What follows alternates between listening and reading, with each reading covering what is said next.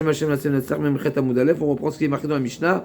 Amar la Chenvani teni bedinar perot. Donc le client vient chez le Chenvani, chez l'épicier, et il lui dit donne-moi pour 2 euros de fruits, 10 euros de fruits. Venatalo amarlo teni auto dinar. Il me dit paye. Il lui donne la marchandise, il lui dit paye, tu vas pas payer. Et qu'est-ce qu'il lui dit le client? Je t'ai déjà donné, tu l'as mis dans ta caisse. Qu'est-ce qui se passe? Ishava balabaït shenatet dinar. Le client, il va jurer qu'il a bien payé, il sera pas tour. Ça c'est nishba veniftar. Amarlo teni taperot. Et si maintenant c'est le client qui lui dit donne-moi la marchandise, je t'ai payé, tu vas pas donner la marchandise. Donc le désaccord n'est pas sur le paiement, il est sur la marchandise, sur la livraison. Amarlo, teni taperot, ishava chenvani. Donc là tout va bien. Dans ce cas-là tout va bien, n'est-ce pas? C'est le cas type de Hamotzi Mechavero à la Varaya. Autant pour le client s'il prétend avoir payé, autant pour le chenvani qui dit je t'ai livré. Hamotzi Mechavero à la Varaya, tout va bien. Et ce Rabbi Yehuda dit Kol shaperot biyado, yado ala eliona. C'est celui qui détient les fruits, la marchandise qui aura le dessus, c'est-à-dire que dans le premier cas, le client qui a les fruits dans les mains et qui prétend avoir payé, il n'a pas besoin de jurer. Yado ala eliona, il n'aura pas besoin de jurer. Pourquoi? Parce qu'il est Mourzak. Mourzak n'a pas besoin de payer. Et on a le deuxième cas avec le Shulchani, d'accord? Sur ça, la Gemara nous précise. Donc on a deux questions. Première question, c'est quoi le chidouche ici? On va voir, la Gemara va donner une précision à ce sujet-là. Où se trouvent les fruits quand ils discutent?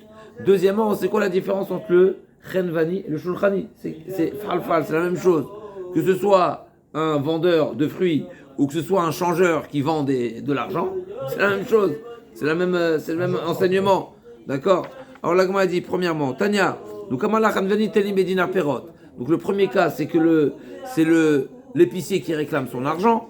Et deuxième cas, c'est le client qui réclame la marchandise. C'est-à-dire pour le perron. Il fait une choix et puis. Dans la parenthèse, c'est marqué Amar Rabbi Yehuda Ematai. Nous savons cette règle. Quand Rabbi Yehuda dit Ematai, c'est pas une discussion. Il n'est pas en opposition. C'est une précision. C'est un complément. D'accord?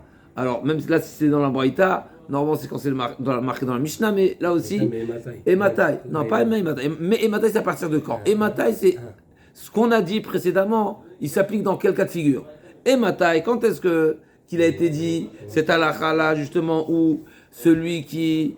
Le client qui prétend avoir payé, ou l'épicier qui prétend avoir livré, il va jurer, il va être patour. Ematai, biznan shaperot sivurim munachim, ou shte morerim alehem.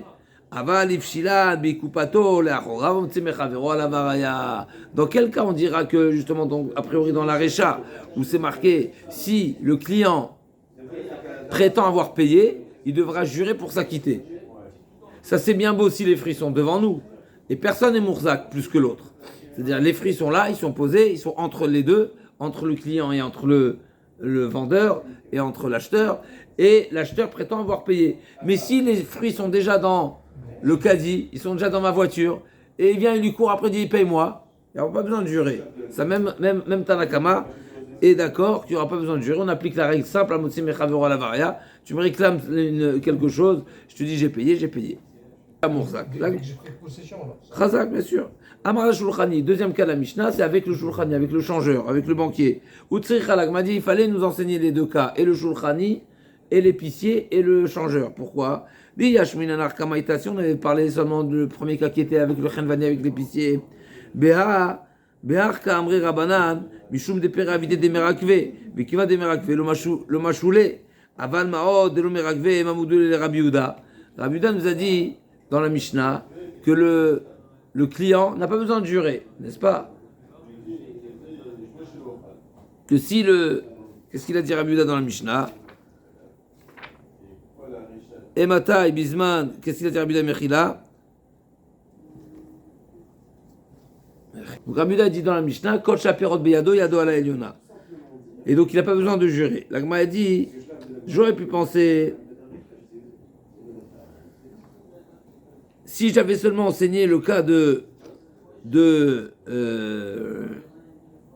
Chenvani, donc de l'épicier, j'aurais pu dire seulement dans ce cas-là que le Baal Habayit, il a besoin de jurer. Pourquoi? Mishum depera avidé des merakvé. Parce que les fruits, ils peuvent pourrir, ils peuvent s'abîmer. Et donc, Keva des merakvé, l'omachele. C'est pour ça que le vendeur souhaite se débarrasser rapidement de la marchandise pour ne pas que le risque soit de son côté. Donc il livre rapidement la marchandise. Donc c'est pour ça que on aurait pu penser que le vendeur a livré rapidement avant même d'avoir été payé. Pourquoi? Parce que lui il est intéressé de se débarrasser de la marchandise. Pourquoi? C'est pas se débarrasser, c'est parce qu'il veut se décharger du risque de la perte de la qualité des fruits. Donc on s'est mis d'accord sur une transaction. Alors vous allez me dire oui, c'est l'histoire de secondes. Oui, mais pas tout le temps, pas forcément. Des fois, ça peut être une commande. J'ai fait une commande par téléphone, n'est-ce pas?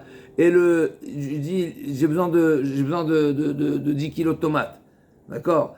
Maintenant, il lui dit, pour quand il a besoin? J'ai besoin pour mercredi 10 kilos de tomates. Le vendeur, il va lui dire, c'est quoi? J'ai de la marchandise, j'ai du stock aujourd'hui. Tu les veux aujourd'hui? Il est intéressé de se débarrasser. Pourquoi? Mais parce que tu as vendu plus rapidement. Mais plus rapidement, tu sors du risque que de ne pas te retrouver avec de la marchandise abîmée. Parce que des fruits, ça peut s'abîmer. Et donc, c'est pour ça qu'il y a lieu de supposer que, effectivement, peut-être que la livraison s'est effectuée avant d'être payé. Et donc, il n'a pas été payé encore. Et donc, c'est réclamation. Donc, je comprends pourquoi Chachamim ont imposé au client de jurer qu'il a bien payé. Mais de l'argent, il n'y a pas de raison que je t'avance l'argent rapidement. Donc, d'abord, tu me donnes l'argent. Et après, je te donne le contre. Je te donne l'échange. Et donc peut-être que dans ce cas-là, Rabbanan vont être d'accord que le client n'aura pas besoin de jurer, parce que le vendeur ne va pas livrer sa marchandise avant d'être payé. Ici, en l'occurrence, le vendeur, c'est-à-dire le changeur, ne va pas donner les pièces avant de recevoir le billet. La contrepartie. Et donc j'aurais pu croire que Rabbanan sont d'accord avec Rabbi Yehuda. Donc il était nécessaire de m'enseigner les deux cas pour me dire, et dans le premier cas, dans tous les cas, Rabbanan pense qu'il faut jurer, et dans tous les cas, Rabbi Yehuda dispense de la chevoie, bien sûr, dans le cas où, pour celui qui détient la marchandise. Que ce soit des fruits ou que ce soit de l'argent, Rabbanan disent que le Baal Habayit doit jurer pour être dispensé, alors que Rabbi Yehuda dit il n'a pas besoin de jurer dans ce cas-là. C'est seulement dans le cas inverse où le vendeur, que ce soit le vendeur de fruits ou que ce soit le shulchani qui prétend avoir livré et avoir transmis l'argent, que lui devra jurer pour se dispenser. Chazak Vok. Si le chapeau pour mettre Ktuvata, on a déjà vu ça, l'agma va se répéter, on a l'agma qu'on a vu hier. Donc Pogemet Ktuvata, c'est quoi Pogemet Ktuvata? C'est pas le sujet qu'on va développer, mais l'agma a dit que Pogemet Ktuvata, c'est la femme qui a déjà perçu une partie. Chazak ou hors de la Ketuva. Eh bien, si elle vient avec sa Ktuva, donc elle a un document entre les mains, d'accord? Probablement. Mais elle prétend que ce document, il est déjà réglé en partie. Eh bien, elle doit jurer sur le restant. Le restant, quel? Donc, comment c'est marqué dans la Mishnah? El modam el mixat. Pour Gemet Ktuvata, Lotifara et la Bishvoa. À pêche à Assar, c'est dire, non? Il n'y a pas dans ce cas-là. Parce qu'elle amène sa ketouba, elle dit j'ai perçu une partie. Donc déjà, elle fait un aveu d'avoir touché une partie de la ketouba. Voilà, exactement. Elle est honnête. Oui, exactement. Alors pourquoi on l'a fait jurer pour le reste? C'est une bonne question. Chazak. Normalement, c'est quoi la question? Donc déjà, pour Gemet Ktuvata, la Gemara dit dans Ktuvot que bien sûr c'est une choix des Rabbanan, parce que ici c'est pas un modèle mixat, au contraire c'est à l'envers. C'est elle qui va jurer, qui va encaisser. Donc encore une fois, c'est pas un modèle mixat. Un modèle mixat, il jure pour se dispenser. Là, elle va jurer, elle va encaisser. Donc c'est l'inverse. C'est pas une choix d'Oreta, c'est une choix des Rabbanan. D'accord? Et sur ça, l'Agma a dit, alors comment se fait-il? Pourquoi elle doit jurer normalement? Comme on a dit, elle devrait être crédible, elle devrait être, en plus elle a un shtar qui l'aide, etc. L'Agma a dit, et là, Marava mi des Rabbanan, des paradaïk, des mifra lodaïk. Celui qui dit des paras, celui qui est poréa, donc celui qui paye, lui il se souvient, il se rappelle, il fait attention, n'est-ce pas? Mais par contre, des mifra lodaïk. C'est-à-dire, celui qui doit le Baal en l'occurrence, il dit ce qu'il doit donner, il sait, mais ce qu'il doit payer, il oublie. Non, ce qu'il doit payer les paradaïques, il sera. L'agma dit cette logique, le payeur il est plus médaillé que le quand il voilà mifra, que celui qui est qui est à l'avantage, celui qui est censé être payé. Ok. En tout cas, on revient. Donc l'agma a dit, maintenant c'est pas le sujet. Le sujet c'est Vechen Yetomim, Lo Eparo et la Bishvoa. D'accord. Donc les Yetomim, on a vu hier, les Yetomim quand les Yetomim se réclament entre eux. Donc le prêteur est mort, l'emprunteur est mort, tout le monde est mort. Qui reste les orphelins et les héritiers. Sur ça, l'agma a dit, Miman, de qui est mort avant de répondre que tout le monde est mort, l'agma, elle pose la question, là, parce que le sens simple de la Mishnah, Vechen etomim lo ifreu et la bishvoa. D'accord. Qui est-ce qui est mort, qui est-ce qui est pas mort. L'agma a dit, Miman, il m'a milové, si l'emprunteur est toujours vivant et tu imposes aux héritiers du prêteur de jurer pour se faire rembourser. Ah, c'est peut-être pas des enfants, c'est peut-être des enfants d'un mariage peut-être. Ne complique pas. Non, ne complique pas, c'est ça. C'est plus simple. C'est plus simple que ça. Il y a un prêteur, il y a un emprunteur. Et l'agma a dit que les yetomim, ils n'encaissent que bishvoa. L'agma a dit, mais de qui ils encaissent?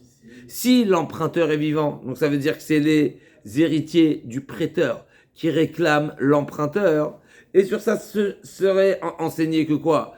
Que pour se faire encaisser, il doit jurer. Pourquoi il va jurer? Pourquoi les héritiers du prêteur doivent jurer? Si le prêteur était là, il aurait dû jurer?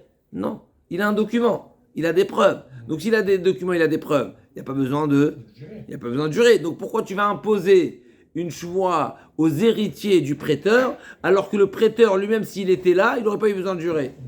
Donc là, comme on a dit, Avouhon, leur père, Shakil Beloshvoa, Veinu Bishvoa.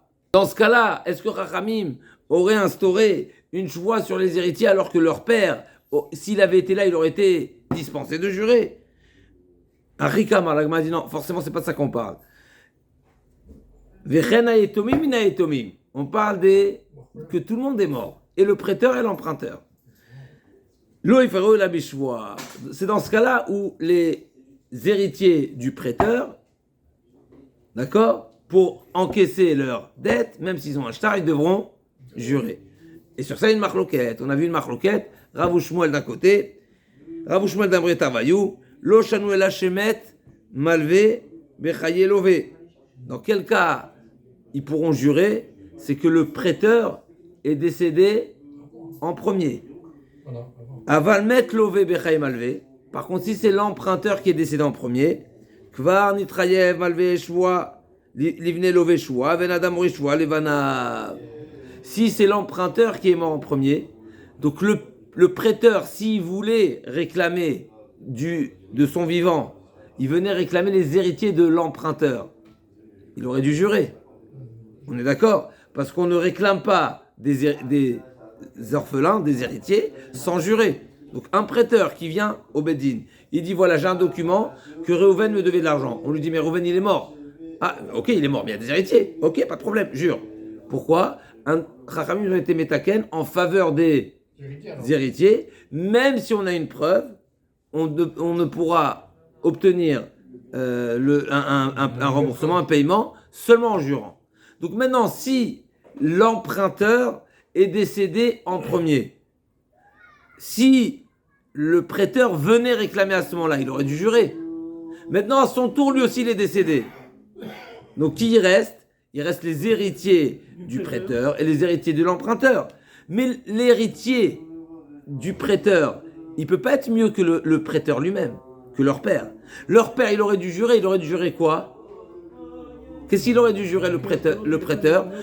Que l'emprunteur n'a pas remboursé. Donc ça veut dire on doit rassurer le Beddin, on doit rassurer les orphelins. Je jure que votre père ne m'a pas remboursé. Maintenant, cette joie-là, potentiellement, elle est déjà sur la tête du prêteur. Maintenant, le prêteur, une fois qu'il décède, mais les enfants ne peuvent plus jurer, ton père n'a pas remboursé mon père, parce qu'ils ne savent pas. Ils ne veulent pas savoir. Donc ils ne sont pas en mesure. Donc ils ne sont plus en mesure de jurer cette joie-là. En Adam Rishwa les Banav. Et donc ils vont perdre, ils ne pourront plus réclamer les. La dette, elle passe comme ça. Ils ne pourront pas réclamer. Perdu. Jusqu'à preuve, tant qu'il n'y a pas de preuve, donc il n'y a pas de certitude, eh ben, ils ne pourront pas réclamer les orphelins. Shalchua Kamed Rabbi Elazar, Shwazu Mativa. Sur ça, ils ont envoyé la question à Rabbi Elazar, ils ont demandé c'est quoi cette shvoa?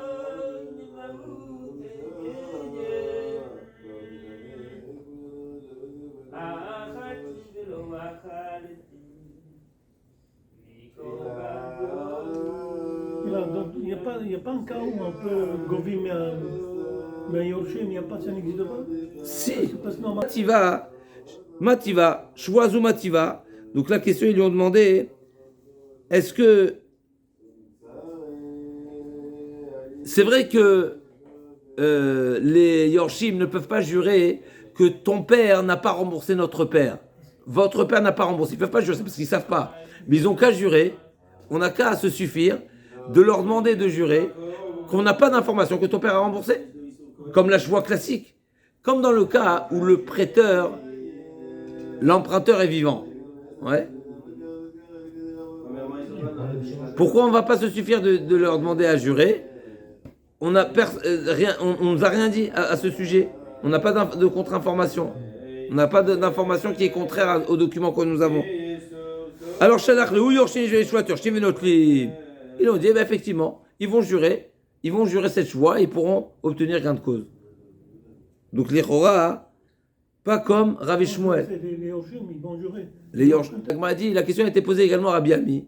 Qu'est-ce qu'il a dit pour Ami? Amar Kulehai, Shalchele, Veazle, Iashkirina, Batama, Milo Shalchina Neu. Dès qu'ils ont envoyé la question à Rabbi Ami, et ils l'ont envoyé à plusieurs reprises. Donc Rabbi Ami a dit, j'ai entendu la question. Si j'avais une réponse, j'aurais dit. D'accord? Encore une fois. Il dit, nous, Shalchabim et Rabbi Ami, ils ont renvoyé la Sheila. Et donc, Amar, Kuleai, Shalchay Veazle, Yashkan Batam Lo Shalchanale. Et là, Amar Rabbi Ami, O Il Vatal Yadan Nima Bamilta. Du fait que vous posez quand même la question, mais je vais vous quand même dire quelque chose. Ça veut dire qu'a priori, c'était pas ce qu'il voulait leur dire, mais il a quand même dire. Ken.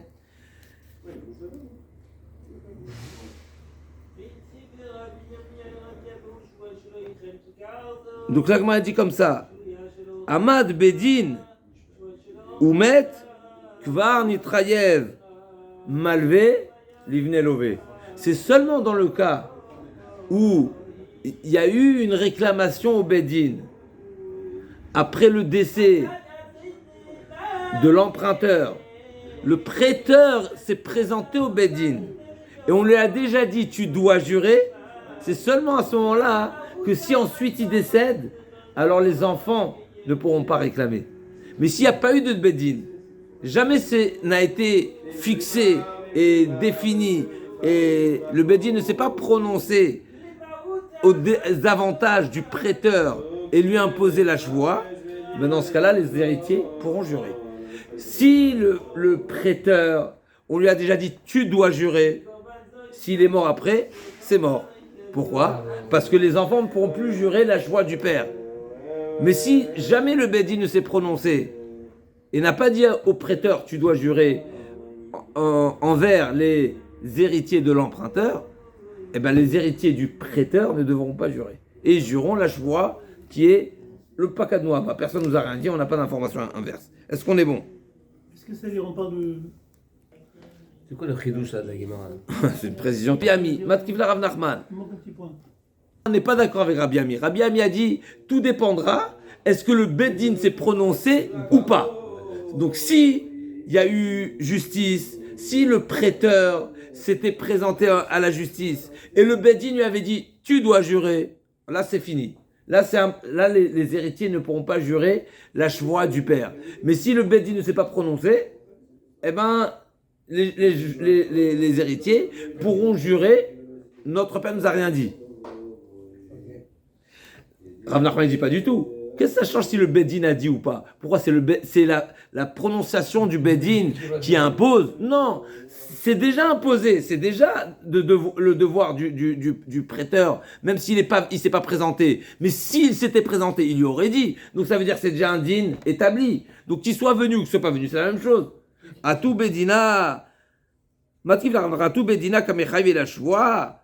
C'est pas le Bedin qui définit l'obligation de jurer. Midna de Shachiv Lové, Ichayev les Malvé, Livne Lové. Dès le décès de l'emprunteur, s'impose aux prêteurs de jurer, qui viennent au Bedin ou qui viennent pas au Bedin.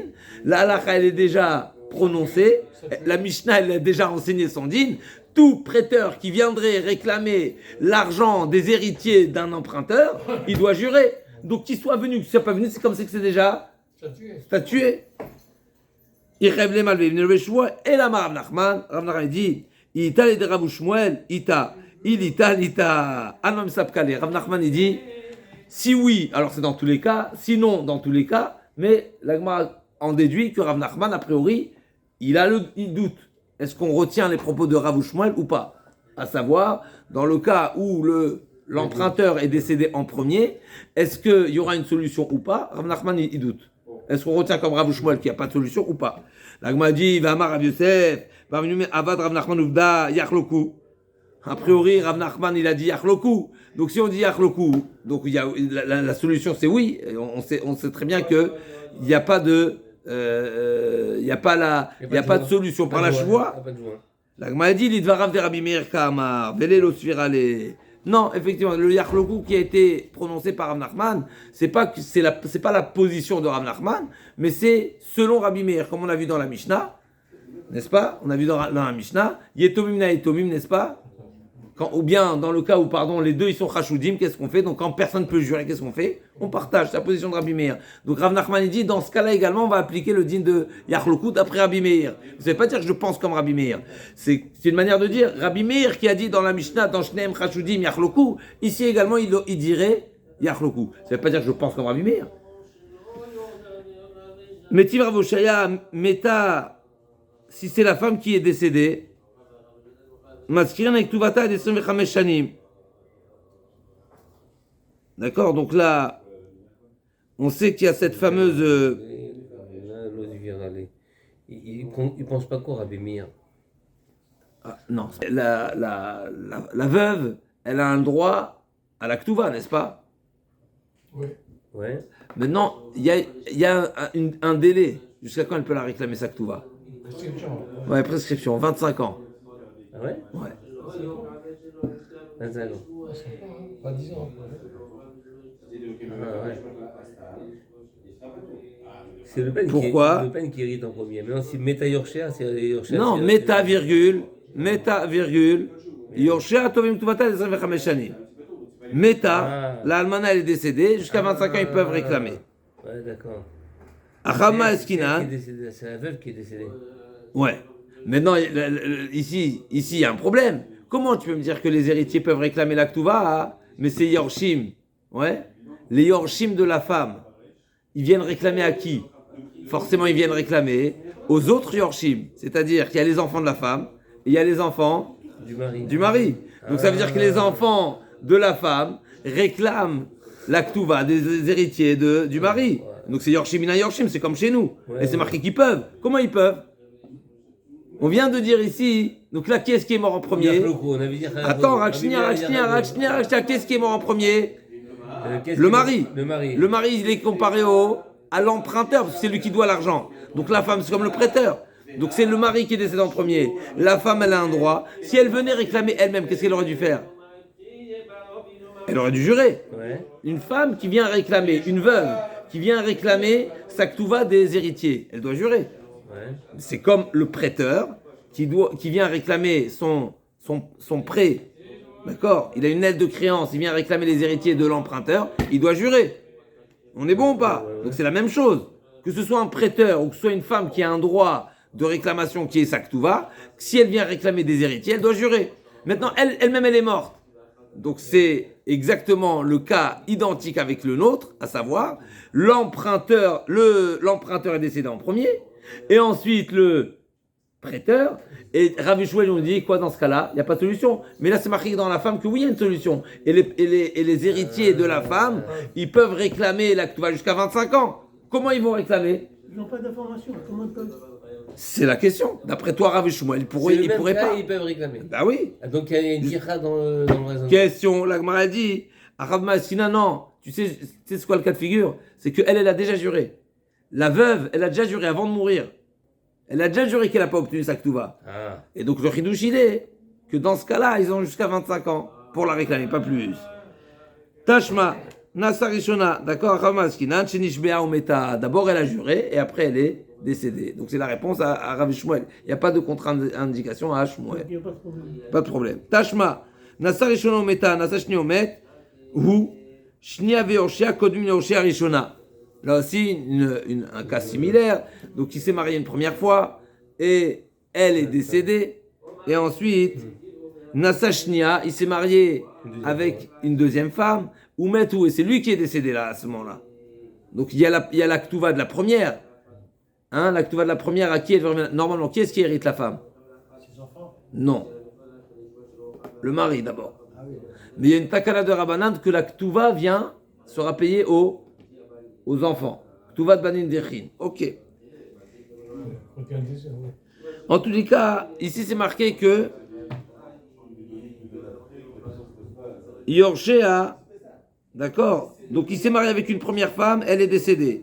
Il s'est marié avec la deuxième, et c'est lui qui est mort. Alors, Shnia ve Yorshea kodum le Yorshea Rishona. Il y a un ordre de priorité. C'est d'abord les enfants de la deuxième femme qui sont prioritaires sur les enfants de la première. Là aussi, à nouveau, ça veut dire que la première pourra oui réclamer. Ça veut dire qu'ils pourront quand même finir, au final, ils pourront réclamer. Après les enfants de la deuxième. Oui, mais ils pourront réclamer. Ouais. Là aussi, forcément, on est obligé de dire que c'est seulement dans le cas où la femme a déjà juré. Tashma, Aval Yorshav, Mashbin Otav, et Yorshav, et Tamim Yorshuta. Là aussi, c'est marqué à nouveau. Les héritiers, ils la font jurer. Vet Tamim Yorshuta, Amarav Shmaya, Listan Katane. Ota Be'almana, Yorshav Be'grusha. C'est pas forcément les héritiers des héritiers, mais on peut parler de Almana, on peut parler de Grusha, et donc il n'y a pas forcément de contradiction. Mais Tivrav Nachman Roshaya, il y a fait Koach Ben Mikoachav, chez Aben, Gove Ben Beshvoa, Ben Shelo Beshvoa, Ve'avenu Gove La Beshvoa, Echidame. Il y a une braïta qui nous dit que des fois, le droit du fils, il est supérieur, il est à son avantage plus que le père. Dans quel cas le fils, il peut se faire payer alors que le père n'a pas pu se faire payer? C'est-à-dire que le père, il avait un... Sur la mère. On va voir de quoi il s'agit. C'est la question de la Gemara. Dans quel cas dans quel cas de figure, on constatera que le fils, donc l'héritier, a plus de droits que son père sur les dettes que son père avait, les dettes qu'on avait envers son père. On est bon? L'héritier a plus de droits que le père, qui est le concerné par la dette. D'accord, la Gemara a dit Echidame. J'ai une question. Le premier mariage, Berina. Métivé, il y a fait Koach Aben Mikoachav, chez Aben Gove Shelo Bishvoa, Ve'a Bishvoa. Chez Aben Gove Ben Bishvoa, Ben Shelo Bishvoa, Ve'a Avenu Gove Ela Bishvoa. Donc il y a un cas de figure. La Gemara dit Echidame. C'est une énigme. Dans quel cas le fils sera mieux que le père et il pourra être gové même sans chevois, il pourra encaisser sans chevois. Demet lové, bechaye malvé. C'est dans le cas où l'emprunteur est décédé du vivant du prêteur. Et dans ce cas-là, qu'est-ce qu'on a dit? Que le prêteur, tant qu'il est vivant, il doit jurer. Et là, c'est marqué que l'enfant du prêteur, il est mieux que son père, à savoir, le père, s'il était vivant, il aurait dû jurer. Et le fils, il ne doit pas jurer. Donc ça va à l'encontre de Rav Shmuel. Donc c'est explicite, pas comme Rav Shmuel. On est bon ou pas? Kegon, Demet, Lové, Bechaye, Malvé. Et ensuite, le Malvé, il est mort. Que les héritiers, Yorshim, il n'a pas besoin de jurer. Shaben, Gové, Bishwa, Bishwa, Shwa, Yorshim, Shelo, Bishwa, Karishon, Gamliel. La Gemara a dit Bishwa.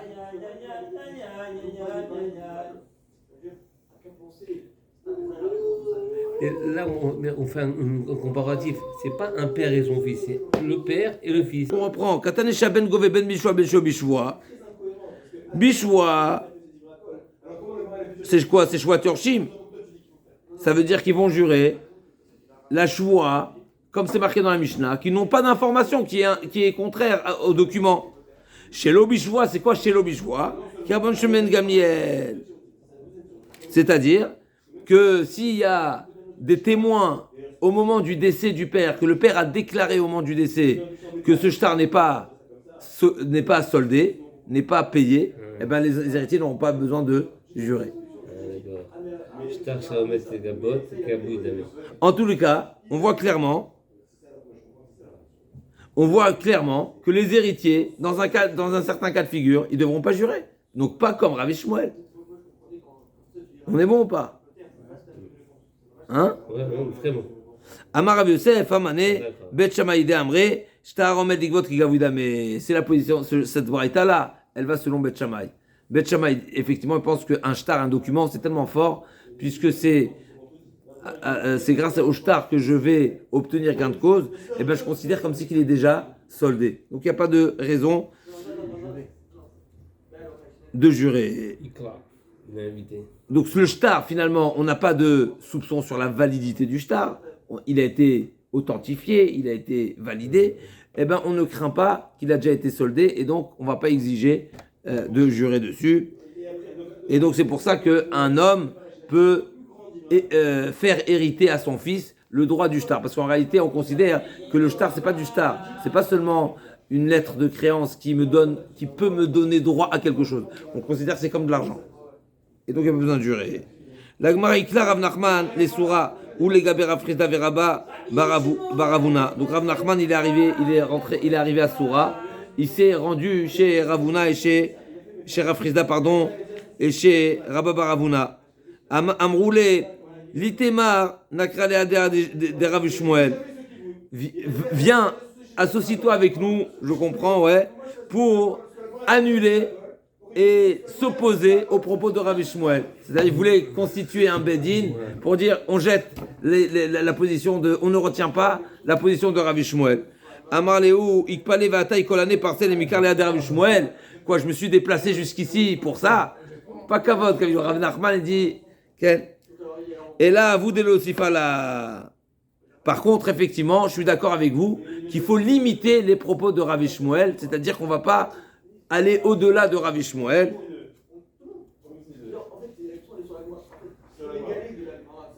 Kegon Mai. Donc Rav Nachman a dit, mais on va limiter les propos de Rav Shmuel. C'est-à-dire, on n'est pas en mesure, si on veut, d'être en opposition avec Rav Shmuel. Ils ont dit. Mais par contre, on va limiter ce qu'ils ont dit seulement dans le cas de figure.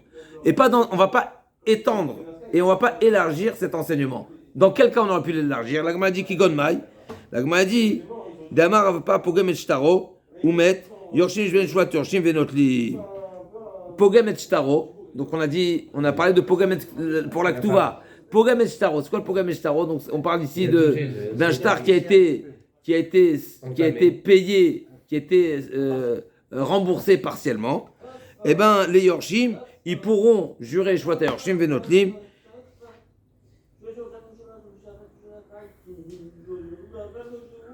Et ils pourront jurer que notre père nous a rien informé, et ils pourront être notaires.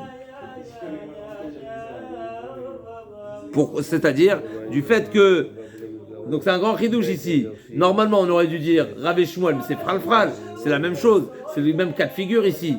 Qu'est-ce que ça change? Non, du fait que c'est un cas de Pogem Shtar, donc c'est un cas qui est un petit peu différent, eh ben ça suffira de dire que dans ce cas-là, on n'applique pas le din de Rav Shmuel. Il y a une personne qui est décédée. On avait dit que Rav Shmuel, il ne faisait pas jurer bien. Un qui est mort, Veshavik, il a laissé Arva, donc il a laissé des Yetomim, donc il a laissé des héritiers, et un Arev. Arev, c'est un garant. D'accord, et donc ici c'est l'emprunteur qui est décédé, et donc le prêteur devrait jurer aux héritiers. Ça va pas les marres, un ami de l'Osifala. Dans ce cas-là également, on va appliquer la règle de ne pas élargir, ne pas étendre les propos de Rav Shmuel, et donc on pourra le faire jurer. Amarle Ravuna Bered Rav Shmuel, pas toi Arva, la Batar et Meazle. le Harev et les Tomim, c'est la même chose. Et donc, une fois que ils vont une fois qu'il va saisir du Harev, eh ben, il devra se retourner contre les Tomim. Donc, c'est la même chose. Alors, encore une histoire. Ça va Rami bar Rama le Memar, un ami de l'Otifala, Amar le Ravali, Amar le Rava, Mali chez le Pakadni Abba, Malo chez le Pakadni Achi. Il n'y a pas de différence. Donc, l'homme est décédé. Donc, c'est le prêteur qui est décédé. Et il n'avait pas d'héritier. Il n'a pas d'enfant, pardon. Son héritier, c'était son frère. L'héritier, c'était son frère.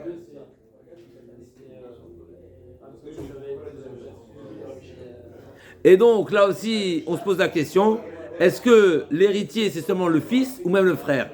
Rabbi Shmuel, il a parlé de quoi? Des Yorshim qui sont les fils, a priori. Mais peut-être le frère, non. Il m'a dit non, c'est la même chose.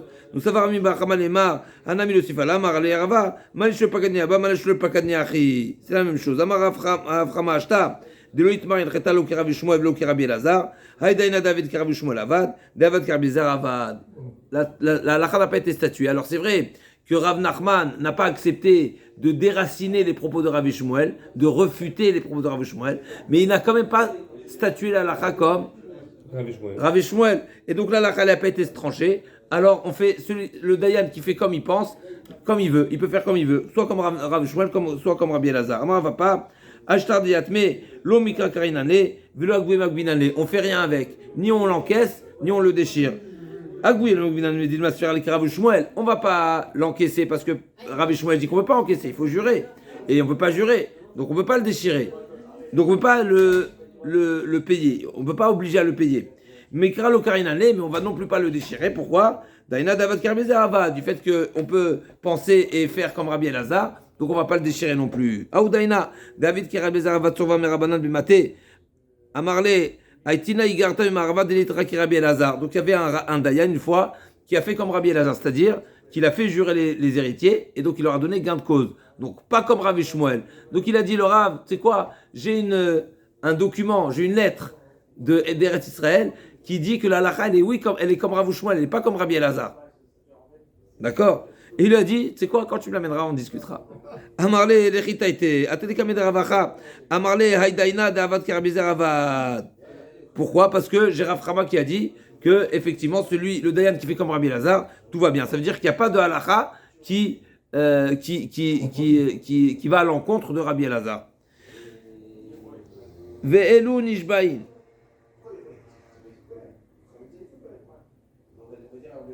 C'est pas de la Mishnah, ça. Ken. Ve'elu nishbain, c'est marqué shelo beta'ana. Ah oui, il y a 4. C'est-à-dire, normalement, c'est marqué, on avait vu dans les missions précédentes,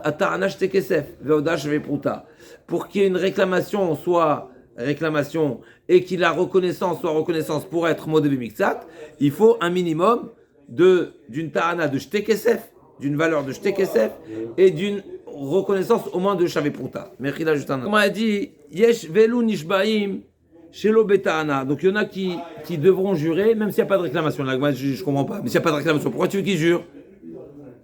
Si personne ne le réclame, pourquoi tu veux qu'il jure? Atou beshuftane askinan. Est-ce qu'on parle de personnes qui sont insensées, qui vont venir jurer alors qu'on leur a rien réclamé? L'agma dit non, Achikamar. Velu nishbem shelo betanat bari. Habituellement, quelle est la définition d'une ta'ana, une réclamation? Une réclamation est considérée réclamation seulement si tu réclames avec certitude. Tu dis, tu me dois. Mais si quelqu'un qui dit, je crois que tu me dois, peut-être tu m'as pas remboursé, c'est pas une ta'ana, c'est pas une réclamation. Et donc ça n'imposera pas le réclamer à jurer. Maintenant, il y a des cas particuliers où même si la réclamation n'est pas ferme, n'est pas certaine, eh ben l'accusé, entre guillemets, il doit quand même jurer. C'est quoi les exemples? Ashutafin, Harisin, etc. Ashutafin, Harisin. Tana. Ben Bait Shamru, Lo Shenichnas Vyotse Beraglav. Et là, Machnis lo poali, moti lo poali, Machnis lo perot, moti lo perot. Dans quel cas on a dit que le Ben Baïd, d'accord, donc il doit jurer. On ne parle pas de quelqu'un qui rentre chez son ami et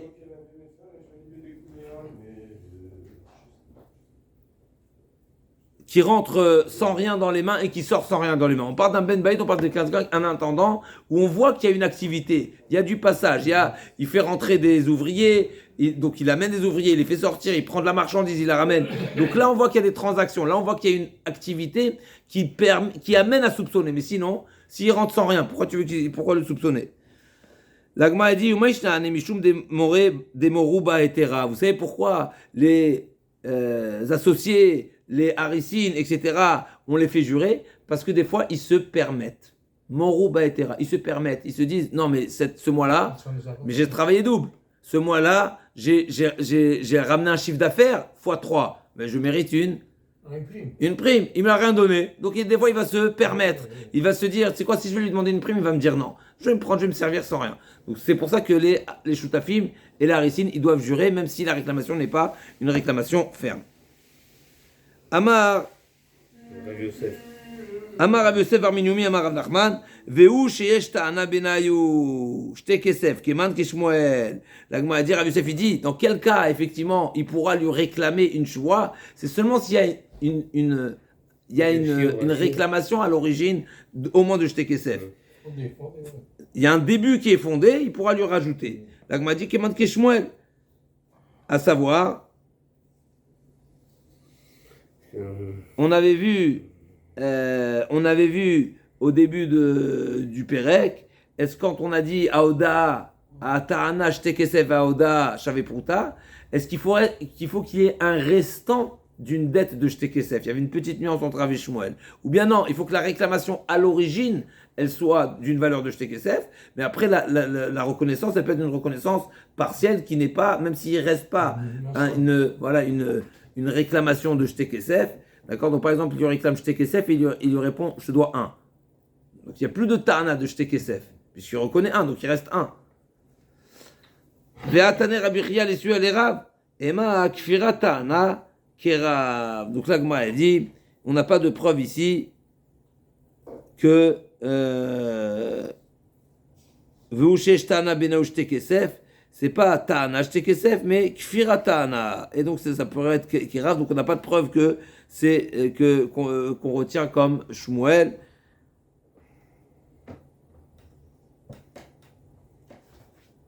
Okay. Chalkou, une fois qu'ils se sont départagés, Chalkou Ashtafim Harissin, une fois qu'ils se sont départagés, alors il ne peut plus lui réclamer. D'accord? Ibalou, Maou les Galgel, Bedera Banan. Est-ce qu'on peut demander à jurer sur une choix qu'on est Chami des Rabbanan? C'est-à-dire, comme par exemple dans ce cas-là, une fois qu'on s'est séparés, c'est marqué ça, il ne peut plus lui réclamer. D'accord? Maintenant, on sait qu'il y a la notion de Gilgul Shvoa, c'est-à-dire une personne qui est Chayav Shvoa, n'est-ce pas? Il peut entraîner autre chose. Il peut entraîner à lui faire jurer, mais pour d'autres dossiers. Maintenant, la question est de savoir, est-ce qu'une personne qui a le devoir de jurer Bédé Rabbanan, d'accord? Donc, par exemple, il lui doit une choix des Rabbanan, c'est-à-dire, par exemple, il est Kofer Akol. Donc, Kofer Akol, normalement, Minatora, il ne jure pas. Mais Rabbanan, ils ont dit Kofer Akol, Chayav Choua. Est-ce que le fait qu'il soit redevable d'une choix des Rabbanan, ça me permet de lui entraîner une choix et l'entraîner à jurer autre chose? Donc, l'Agma a dit, Ibel ou Mao le Galgel Bédé Rabbanan, Tashma, la Vaimenu Rev Shvit, ou Note Shvit, Nesalo Shutaf ou Haris, En Me Galgelin, Tama de la Vaimenu Rev Shvit, Data Shvit Afke, H Neshvem Galgelin. Et a priori, si c'est marqué, c'est seulement parce que c'était la veille de la Shvit. Donc une fois qu'il y a la Shvit, la dette, elle est complètement annulée. C'est pour ça qu'il ne veut plus le réclamer. Mais j'en déduis, si c'était pas la Shvit, il aurait pu lui réclamer une choix, et donc il aurait pu le faire jurer, même si c'est des Rabbanan. L'otema achar shne shvu migalgelin, et ema neselo shutaf oaris, erev shvit, motze shvit lava imenu migalgelin. C'est seulement dans le cas où il lui a emprunté après la Shvit que là il peut lui réclamer sur le passé. La Gemara dit Abedia katane la nesalo shutaf oaris, erev shvit, motze shvit lava imenu migalgelin shvamina migalgelin bederabanan shvamina. La Gemara dit forcément, on est obligé de dire que c'est ça l'enseignement, que même si quelqu'un doit une choix mi des Rabbanan, comme par exemple le Kofer Akol, c'est quelqu'un qui nie en bloc, d'après la Torah, il ne doit pas jurer, mais mi des Rabbanan, il jure, et bien ça permet d'entraîner également une choix sur autre chose, et il pourra demander au Haris, par exemple, ou au choutaf, qui s'était séparé de lui déjà, ça fait un moment, de lui jurer sur le passé. Amaravuna, la kol, megalgelin, chut, misachir, shen megalgelin. Dans tous les cas, on peut réclamer une shvoa, donc sur du passé, sur des anciens dossiers, à l'exception du sachir, c'est-à-dire à l'exception de la shvoa d'un sachir. On a dit, c'est quoi la shvoa du sachir? Sachir nishba venoten. Le sachir, l'employé qui réclame son salaire, n'est-ce pas? Eh ben, il jure, il est payé. L'Agma a dit, mais cette voie-là ne permettra pas au Baal Habayit, donc à l'employeur, de lui dire, si déjà tu me jures que je t'ai pas payé, jure-moi pour d'autres choses. Jure-moi que tu m'as pas volé, jure-moi que tu t'as bien fait ton travail, etc. Pourquoi? Parce que ça, c'est seulement la fils d'Ato chez le Baal Habayit, parce que ça, c'est une choix qui n'est pas une redevance, mais c'est seulement pour apaiser et tranquilliser l'employeur. Le patron. Rafriz Damar, la kol en mekilin. L'inverse. Chutz misachir de mekilin. L'inverse. La kol en mekilin. Alors, l'inverse. Il a employé un terme différent. Ravuna, il a dit la kol megalgelin. Ça veut dire qu'on permet d'entraîner une choix. Et Rav Frizel, il a dit la kol en mekilim. Ça veut dire qu'on n'est pas souple. Ça veut dire qu'on est megalgel. C'est la même chose, a priori. Chutz misachir de mekilin. Mal benayou. C'est quoi la différence entre ce terme-là de megalgelin, ce qui veut dire j'ai le droit d'entraîner une choix, et en mekilin, ça veut dire tu es pas souple de ne pas entraîner une choix, ça veut dire que tu peux réclamer. Donc les deux disent la même chose, que tu peux toujours réclamer une choix. Si tu as le droit de réclamer une choix, tu peux réclamer une deuxième choix, à l'exception du sahir. C'est quoi la différence entre les deux? Ikabenayou lifto achlo. La différence entre les deux, c'est si le réclameur ne réclame pas de lui-même la choix. N'est-ce pas? Est-ce qu'on a le droit de lui souffler? Le Bedin a le droit de lui souffler et de lui dire, tu peux lui demander de te jurer sur autre chose. L'Agma a dit, Mandamar en mekilin, imtaan gilgul en mekilin alav la megilgilin, vimlo taan en lo lifto achlo. Donc d'après Rafrizda, on ne va pas souffler au réclameur de réclamer un gilgul shvoa. D'après Ravuna, pas forcément. Vashvit meshametet, dernière ligne, mena anemile, amar avigdal rav damarka, ze devar ashmita, afilu dibur meshametet. On a vu un grand chidouche, de même que la shmita, met un terme aux dettes, et ben elle met également un terme au droit de jurer. Donc une fois que la shmita est passée, on ne réveille pas les anciens dossiers. On se retrouve demain.